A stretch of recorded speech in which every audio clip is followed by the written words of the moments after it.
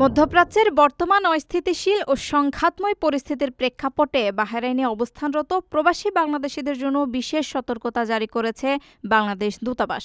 বৃহস্পতিবার এক বিজ্ঞপ্তির মাধ্যমে প্রবাসীদের সর্বোচ্চ সতর্কতা অবলম্বনের পাশাপাশি স্থানীয় আইন মেনে চলার কঠোর নির্দেশ দেওয়া হয়েছে।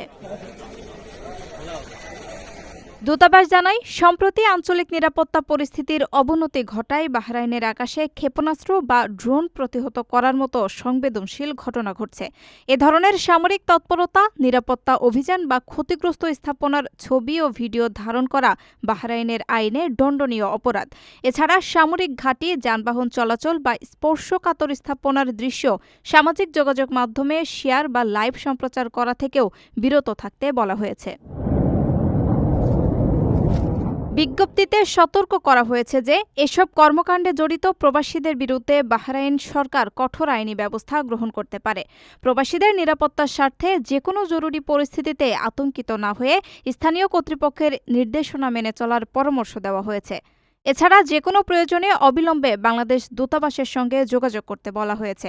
প্রতিকূল পরিবেশে আইনি জটিলতা এড়াতে প্রবাসীদের ব্যক্তিগত সচেতনতাই এখন প্রধান রক্ষা কবচ।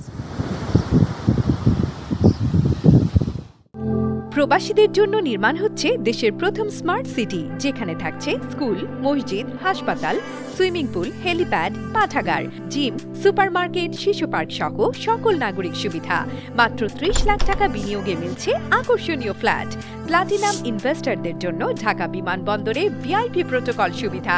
বিস্তারিত জানতে যোগাযোগ করুন স্ক্রিনে দেয়া হোয়াটসঅ্যাপ অথবা ইমো নাম্বারে।